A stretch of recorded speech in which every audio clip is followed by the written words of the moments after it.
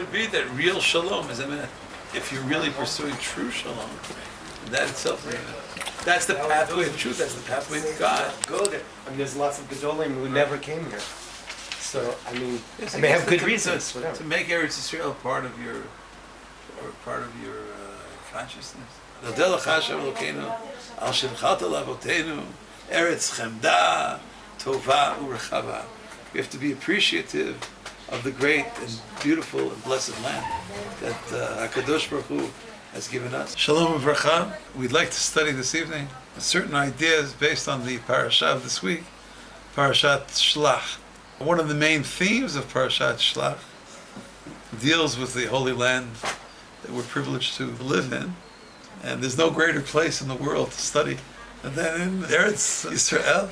Amen. And I feel that maybe each of us in his or her own way has to be involved in some form of tikkun, some form of spiritual rectification.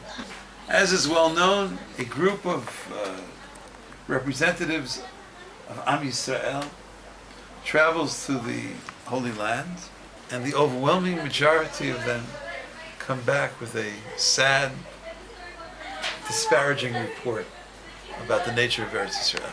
This looks like it. This is it. Whoa! Fantastic. It's a little bit brown. That's what they said in houses where everything is in order.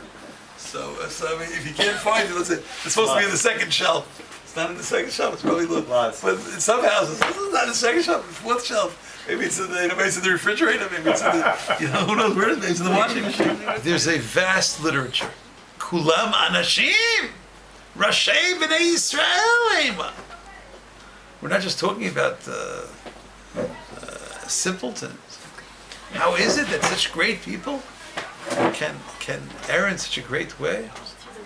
And that requires analysis. Even if most of the people are seeing, God forbid, the negative side of Eretz Yisrael, our teachers, our leaders, sources of inspiration are to be Yehoshua and Kalev. Can each of us find a way to overcome that temptation and to start looking at Eretz Yisrael through the divine eyes of how God presents Eretz Yisrael? God tells us what kind of land this is. We know what kind of land. God says, I'm taking you, Hashem says, I'm taking you to a beautiful land, to a great land. Yes. I'm sorry? Flowing with milk and honey. With milk and honey. Do we see the milk and honey? Do we see the milk and honey, or do we look for every possible opportunity, God forbid, to find something wrong with the land? The very same people traveling together. Some can come back and say, there's this problem and that problem, and this issue, and this is not good, and this is imperfect. If we do that, are we maybe following the pathway of the Meragalim, God forbid? It's similar to when you meet an individual, for instance. Are you going to look for that which is missing in the person? Are you going to look to try to find the aspect of that person which is problematic? If you are, you'll probably have 100% success rate. Because there's no person on earth who's perfect. That's the definition. That's the definition of humanity. I love all my students and my teachers. But you know how it feels sometimes? May they well be blessed. And I think it's very, very important to have the highest level of tuna fish and peanut butter in Eretz Yisrael. But you know how it feels when someone comes over and says, I really think that the tuna fish in Israel is not on the, is not on the level of the tuna fish, or he likes a certain type of peanut butter, which is a different brand of peanut butter.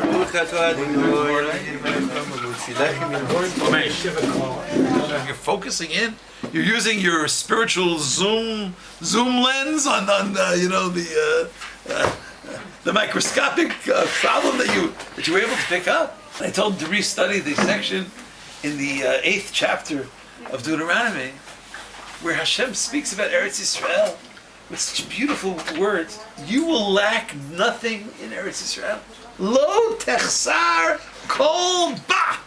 There will be nothing lacking in Eretz Yisrael. It's true. This is the Shabbat. As we read Parshat Shlach and we read that there's a way of coming to Eretz Yisrael and not yet perceiving of its greatness, not yet perceiving of its blessed nature. So we hope that as we study together, we see that Yesharim Darchei Hashem, God's ways are straightforward. Tzadikim yelchu bam uposhaim mikashu lubam. The righteous walk therein, and the sinners can stumble, God forbid, therein. There's room to make mistakes. There's room to look for negative. There's room to criticize. There's room to complain. And if you do, you may be joining a certain community of people who are described in our Torah section. But if you could overcome that, if you could ride the highway, the spiritual highway, if you could see the fulfillment of thousands of years of longing, if you could see the beauty of Eretz Yisrael, you can see the glory of Eretz Yisrael, you can see the holiness of Eretz Yisrael, you can see the many accomplishments of Eretz Yisrael, you can see the shining Shekhinah in Eretz Yisrael, then we are following the pathway of Yehoshua and Caleb.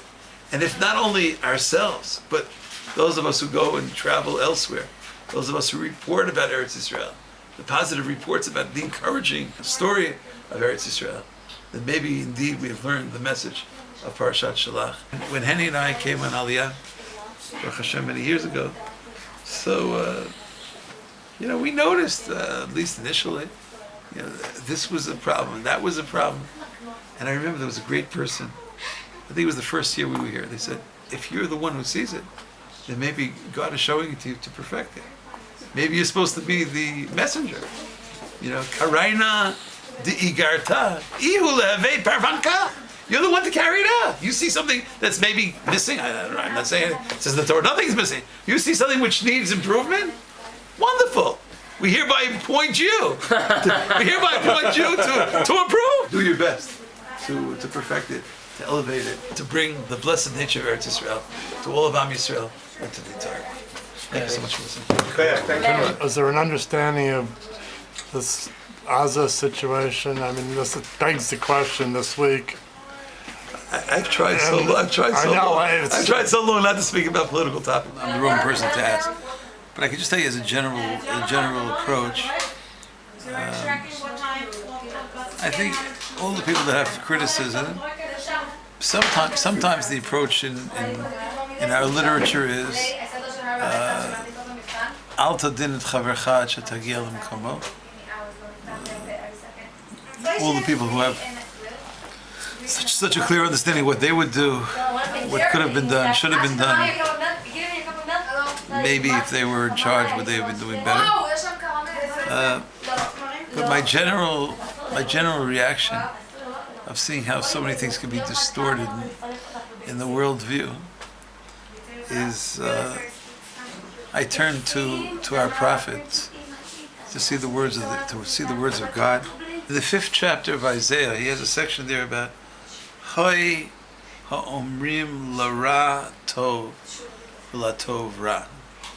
Roughly translated, how terrible it is when people speak of that which is evil as good and that which is good as evil. Samim choshech la'or v'or l'choshech. It's Isaiah 5:20. I think it's worth studying. Samim mar l'matok. They take something which is very bitter and they view it or they speak of it as sweet. And they take matok l'mar.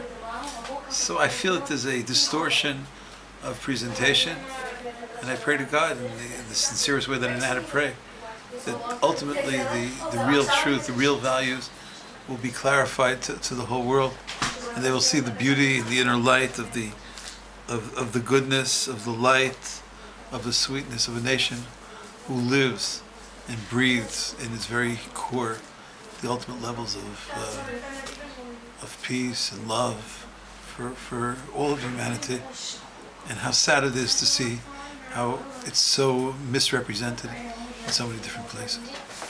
Thank you. Okay.